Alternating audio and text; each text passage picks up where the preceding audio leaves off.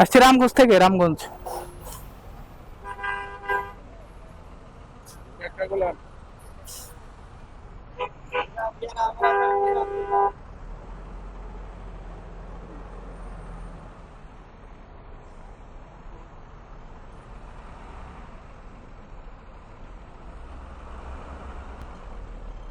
Mobile আছে, mobile একটা আছে।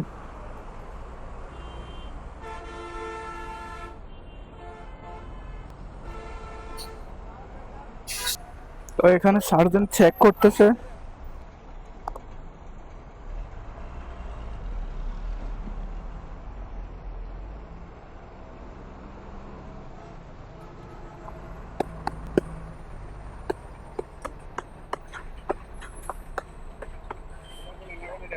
হ্যাঁ,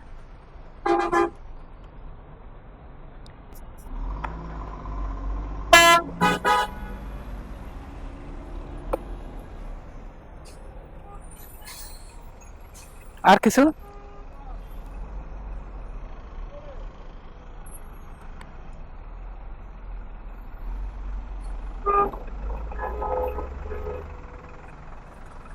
সরি,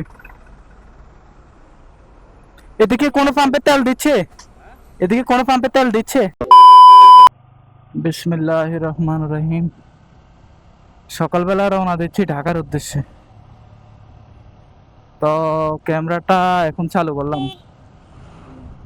রাতের বেলা বৃষ্টি হয়েছে, এখন দিনে তো দেখা যাচ্ছে সূর্য উঠছে, সূর্যের আলো ঝলমল করতেছে।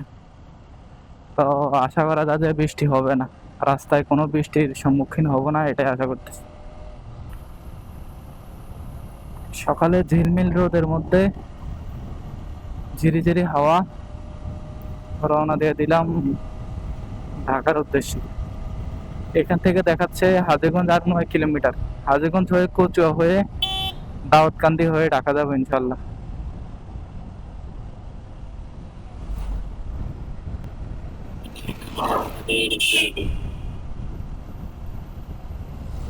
গাড়িগুলো অনেক রাশ রাইড করতেছে,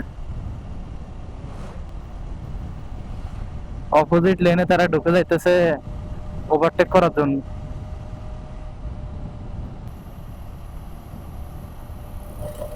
তো ঢাকাতে কিছু কাজ ছিল, বাইকের কিছু কাজ করাবো, পাশাপাশি আমার পার্সোনাল কিছু কাজ আছে, তো এই জন্যই ঢাকাতে যাচ্ছি। এখানে আইল্যান্ড দিয়ে রাখছে। আচ্ছা, এখানে স্কুল, তো স্কুলের সামনে তো আইল্যান্ড থাকে। স্কুলের সামনে যদি আইল্যান্ড না দেয়, হয়তো আমাদের যারা আমরা গাড়ি চালাই আমাদের হয়তো খারাপ লাগতে পারে যে কি জন্য আইল্যান্ড দিচ্ছে, চালাতে পারতেছি না। এখন আমি যে স্পিডে আসছি, আমি যদি স্পিডে এখানে যেতাম এবং ছাত্ররা যদি, স্টুডেন্টরা যদি রাস্তা ক্রস করতো, একটা দুর্ঘটনা হওয়ার কিন্তু সম্ভাবনা থাকতো। তো এই জন্য গাড়িগুলোকে বাধ্যতামূলক স্লো করার জন্য এই আইল্যান্ডগুলো দেওয়া হয়েছে। তো এটা অবশ্যই দরকার, কারণ এখানে ছাত্রছাত্রীরা রাস্তা পারাপার হয় এবং অনেক আছে ছোট যারা রাস্তার রুলসও জানে না। তো এই জন্যই গাড়িগুলোকে স্লো করতে বাধ্যতামূলক এই আইল্যান্ড ব্যবহার অবশ্যই প্রশংসনীয়।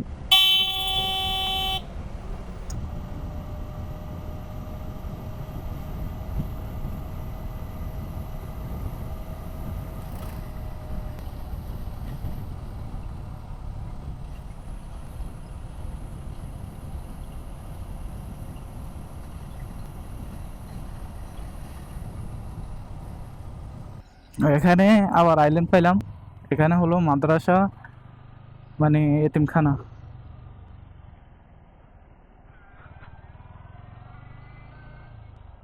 তো গ্রামের মাঝখান দিয়ে যে রাস্তাগুলো চলে গেছে, বড় রাস্তা,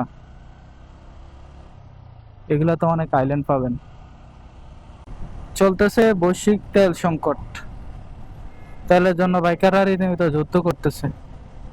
তো আমাদের এখানে একটা পাম্পে আমি প্রায় একদিন সিরিয়াল দাঁড়ায় 400 টাকার তেল নিলাম এবং আমার আগের ছিল কিছু, সব মিলে ঢাকা যাওয়ার সিদ্ধান্ত নিলাম। এখানে একটা পাম্প আছে, দেখি এখানে আসলে তেল দেয় কিনা।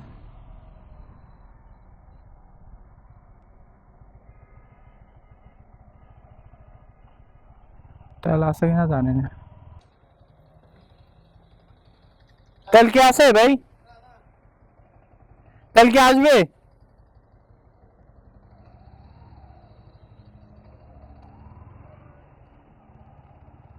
এখানে তেল নেই, এবং বললাম যে তেল আসবে কিনা, বলতেছে আসবে না। তেলের যে সংকট, এখন যাওয়ার সময় যে পাম্পগুলা হাতের কাছে পাবো সবগুলা পাম্পে চেক করব যেখান থেকে তেল পাওয়া যায়। আমার যে তেল আছে আমি আশা করি যে এই তেল দিয়ে আমি ঢাকা যাই আবার আসতে পারবো, সমস্যা নেই। কিন্তু তারপরে যদি ইনকেস সমস্যা না হয়, এই জন্য আমার তেল সংগ্রহ করার জন্য জোর দিতে হবে। তো এটা হচ্ছে বেলসা বাজার, এখানে মনে হয় আজকে বাজার বসছে।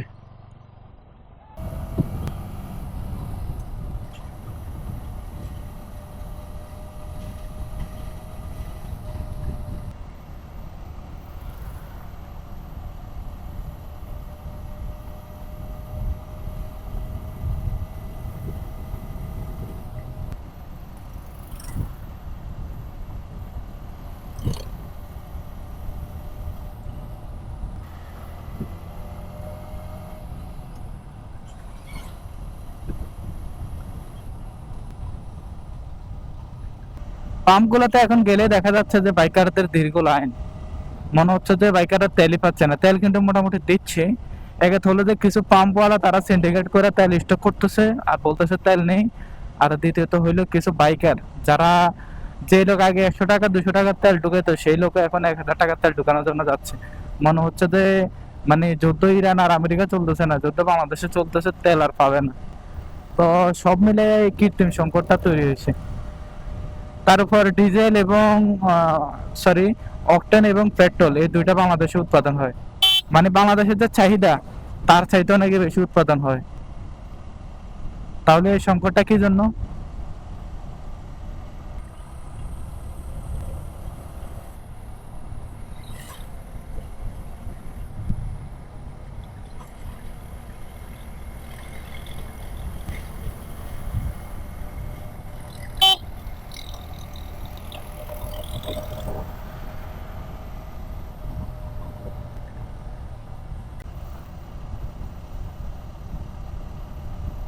কিছুদিন আগে হাজিগঞ্জ আসছিলাম তেলের জন্য, তেল পাই নাই। হাজিগঞ্জের যে ফার্ম গুলো আছে সেই ফার্ম গুলোতে চেক করলাম, বললো যে তেল নাই। চলে আসলাম হাজিগঞ্জ বাজার। আগে যখন ঢাকা যেতাম তখন হাজিগঞ্জ বাজার এসে টানে মন নিতাম। এরপরে যখন এই ভিতরের রাস্তাটা হইলো তখন থেকে এই রাস্তা দিয়ে যাতায়াত করি আমি। প্রায় 7-8 বছর থেকে এই রাস্তা দিয়ে যাতায়াত করি। মাঝখানে তো বিদেশ ছিলাম, মানে এর আগে যখন দেশে ছিলাম তখন আমি বাইক দিয়ে মাঝখানের রাস্তা দিয়ে যাতায়াত করতাম। মানে যখন এই রাস্তাটা করতেছে খারাপ ছিল তখন থেকে, ভাঙাচোরা ছিল তখন থেকে।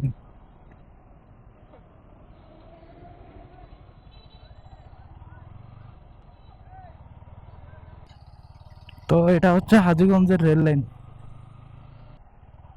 এই সেই রেল ক্রসিং এখন পার হচ্ছে।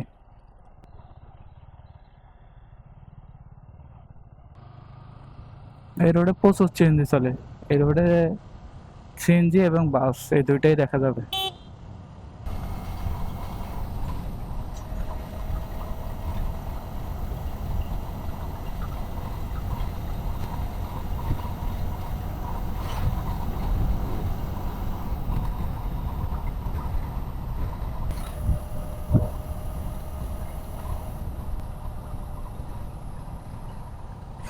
এখানে একদম খাড়ামো। তো এই রাস্তাটা সিঙ্গেল রাস্তা, মানে দুই দিকের গাড়ি একই রাস্তা চলাফেরা করে। ওয়ান ওয়ে রাস্তা, ওয়ান ওয়ে রাস্তা বা দুই দিকের গাড়ি চলাফেরা করে।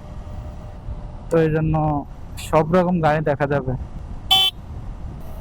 হাজীগঞ্জ, রামগঞ্জ, চাঁদপুর যে মাইক্রো গুলো যায়, যে অ্যাম্বুলেন্স গুলো যায় বেশিরভাগ এই রাস্তা দিয়ে যায়। কারণ এই রাস্তায় শর্টকাট এবং অনেক কিলোমিটার কম। বিশেষ করে কুমিল্লা দিয়ে যে গাড়িগুলো যায় সেখান থেকে প্রায় 30-40 কিলোমিটার 50 কিলোমিটার মতো কম। তো এই জন্য সিঙ্গেল ওয়ে হওয়ার পরেও গাড়িগুলো এখান দিয়ে আসে।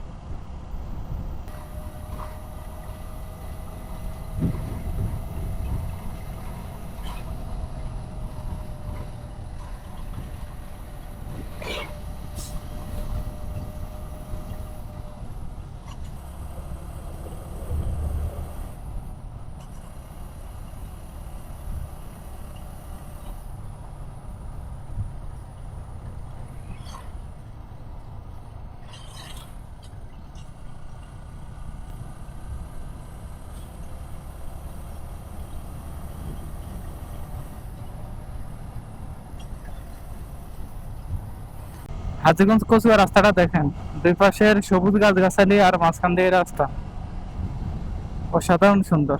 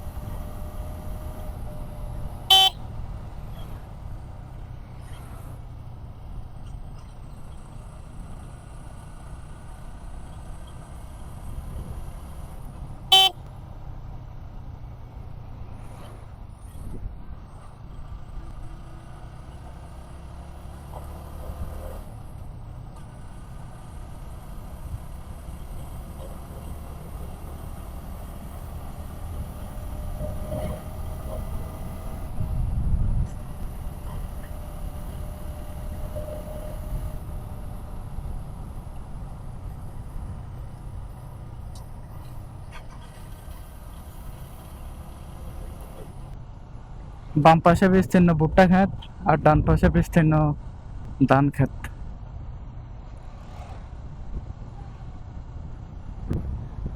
সীমানা দেখা যাচ্ছে না, এত বড় মাঠ।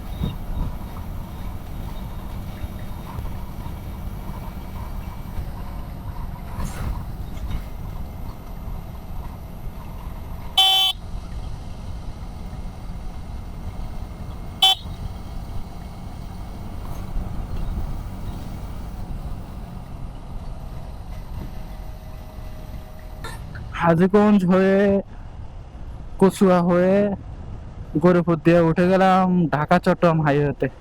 উদ্দেশ্য ঢাকা, গন্তব্য ঢাকা। বাইকের কিছু কাজ করাবো, প্রথমে যাব বংশাল।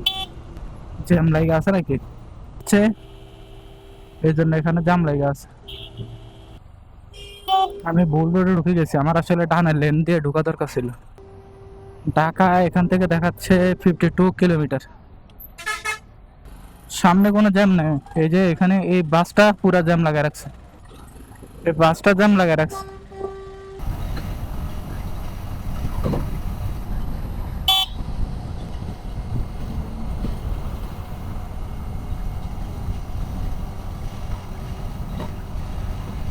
ঢাকা চট্টগ্রাম হাইওয়েতে প্রথমে ওঠার পরে পাইলাম জ্যাম। জানি না সামনের দিকে কেমন জ্যাম আছে না আছে জানি না, এবং ঢাকার ভেতর ঢোকার সময় আসলে কোনো জ্যাম পড়বে কিনা সেটাও জানি না। তবে একটা জিনিস বলতে হয়, ঢাকা চট্টগ্রাম হাইওয়ে বাংলাদেশের যে হাইওয়ে রোডগুলো আছে সেই রোডগুলোর ভিতর one of the best road. যারা রাইড করেন তারা জানেন, যারা চলাফেরা করেন তারা জানেন। এরপরে মানে দ্বিতীয় পজিশনে আমার মানে দৃষ্টিতে আরো ভালো রোড থাকতে পারে, সেটা হচ্ছে চট্টগ্রাম ফেনী হাইওয়ে। এই দুইটা রোড বাংলাদেশের one of the best highway road.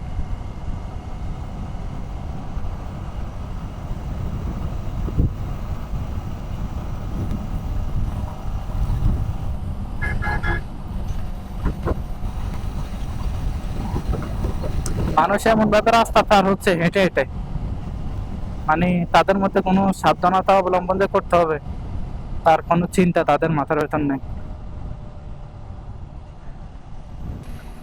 এখানে একটা পাম্প দেখলাম, এটাতে তেল দিচ্ছে কিনা সেটা জানি না। আসলে পাম্প গুলো চেক করা দরকার যে কোনটাতে তেল দিচ্ছে।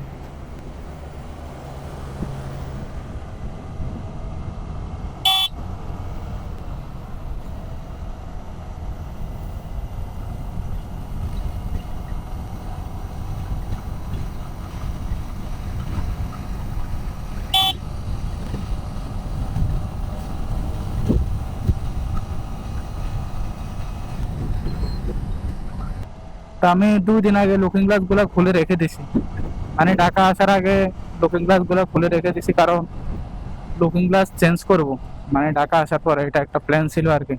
তো চিন্তা করলাম এগুলা আবার ব্যাগে করে চাচে আনতে হবে, এজন্য চেঞ্জ করে ফেলি। এখন সমস্যা হচ্ছে কোনো পুলিশ ধরে কিনা মামলা দেওয়ার জন্য, সেটা একটা ভয়। তো সামনে টোল প্লাজা, কত টাকা টোল? সম্ভবত 10 টাকা। তো টাকা আগে দিয়ে বের করে রাখা দরকার ছিল।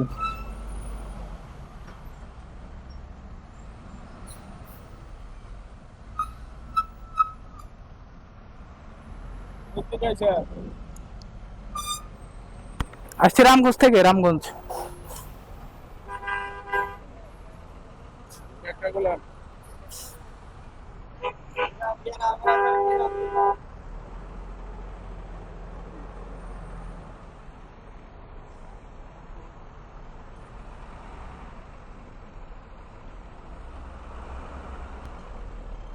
মোবাইল আছে, মোবাইল একটা আছে।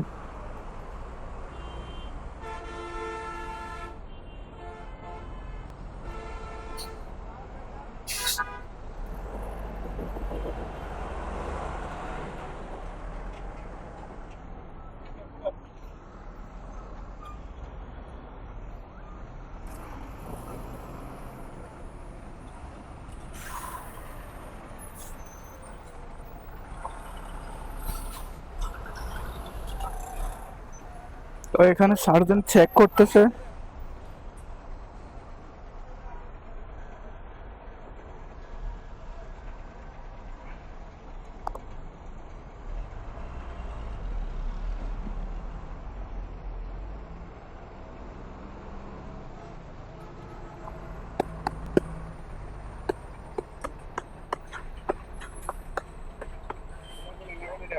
হ্যাঁ,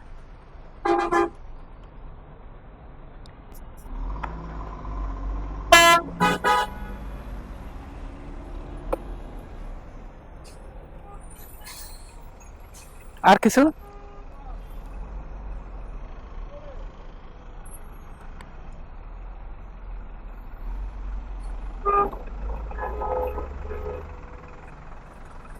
সরি, এদিকে কোনো পাম্পে তেল দিচ্ছে? এদিকে কোনো পাম্পে তেল দিচ্ছে?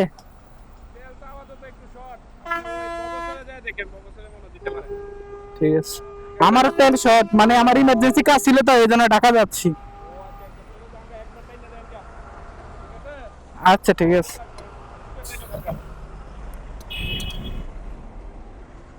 তো আমাকে আর সামনে যে হুন্ডা আছে এই ভাইয়াকে, আমাদের দুইজনকে চেক করছে পুলিশ এখানে। তো প্রথমে জিজ্ঞেস করছে যে আপনি কই থেকে আসছেন, টোল কি আছে? টোল আছে?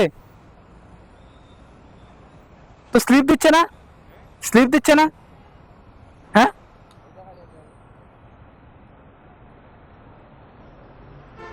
দাঁড়ান।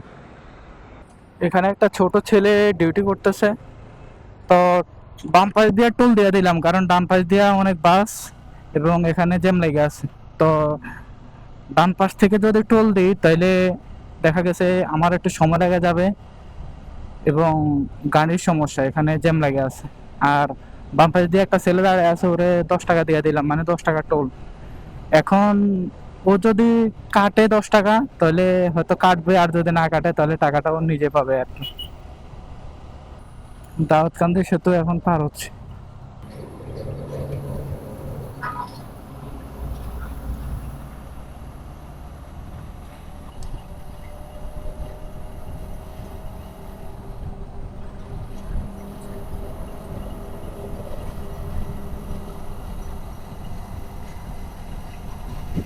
তো এখানে পুলিশ চেক করার মেন রিজনটা আমি যা দেখলাম, উনি প্রথমে ব্যাগ চেক করছে,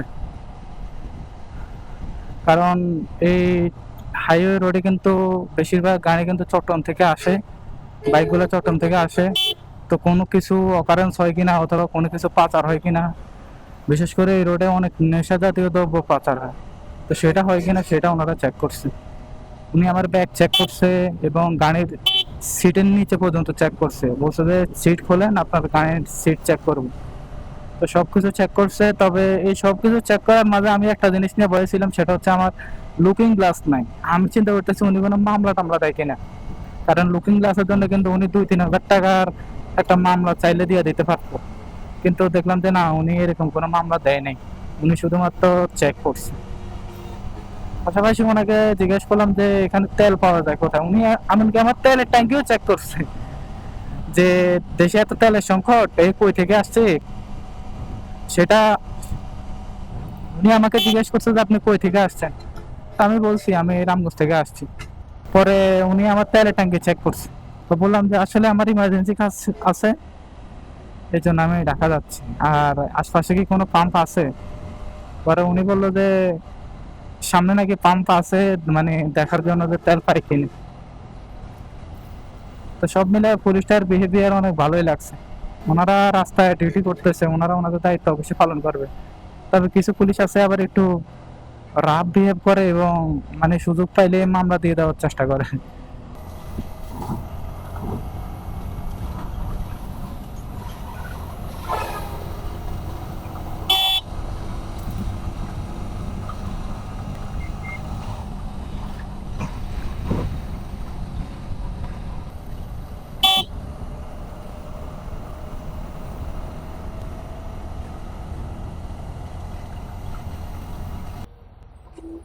এখানে কি জ্যাম লেগে আছে নাকি?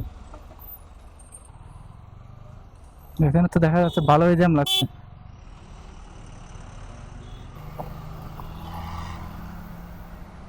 জ্যাম থাকুক, আমি মাঝখান দিয়ে চলে যাই। ও মা গো, মনে হয় তো অনেক লম্বা জ্যাম। সামনে তো কোনো ছাড়াছাড়ির অবস্থা দেখতেছি না, দীর্ঘ জ্যাম লেগে আছে এখানে। ভবেরচর হাইওয়ে থানা।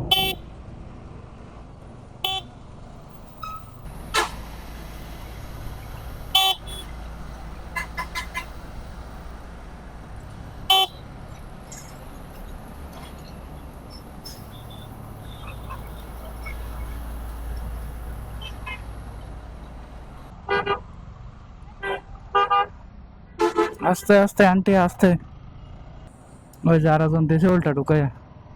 এই রাস্তায় অনেক অনেক ট্রাক লরি এগুলা চলাচল করে, কারণ ঢাকাতে যে সবজির গাড়িগুলা, যে মানুষের খাদ্যদ্রব্য যে জিনিসপত্রের যে মালগুলো, সেই মালগুলো সব এই রাস্তায় প্রবেশ করে, চট্টগ্রাম থেকে বিশেষ করে যেগুলো আসে। এটাকে কোন ব্রিজ বলে? সম্ভবত মেঘনা ব্রিজ এটা।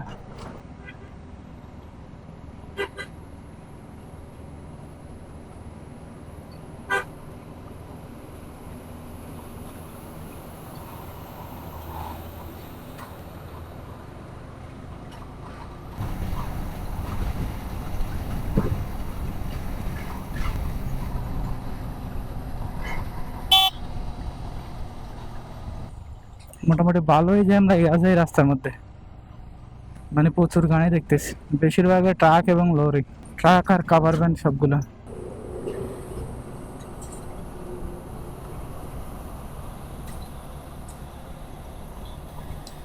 এই পাম্পগুলো আসলে চেক করা দরকার যে এখানে আসলে তেল দিচ্ছে কিনা অকটেন। এখানে একটা ফিলিং স্টেশন আছে, দেখি এটাতে তেল পাওয়া যাচ্ছে কিনা। তেল নাই, বনলতা সিএনজি, ডিজেল অকটেন, এটাতে পাওয়া যাচ্ছে কিনা খবর নেই। আগে থেকে সিগন্যাল দিয়ে দিতেছে যে এখানে নাই।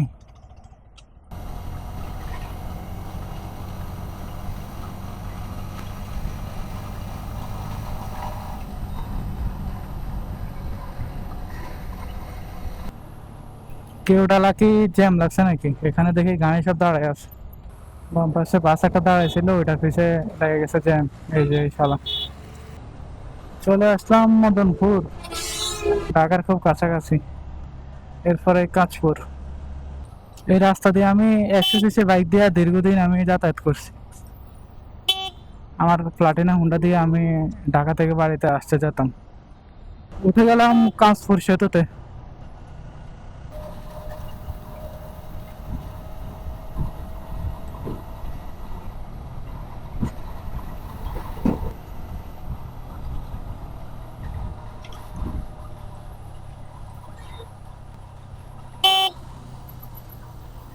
এই যে রাস্তার মধ্যে গাড়ি দাঁড়া করাইয়া তারপরে মানুষ নামাচ্ছে।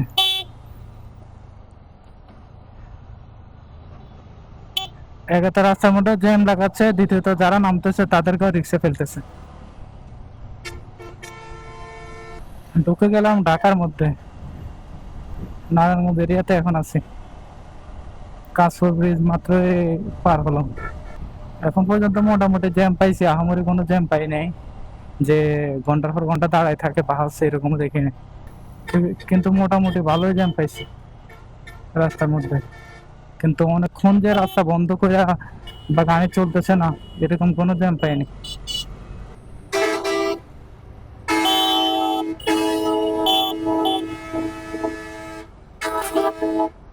আচ্ছা, এখানে কি তেল দিচ্ছে কিনা একটু খবর নিয়ে দেখি।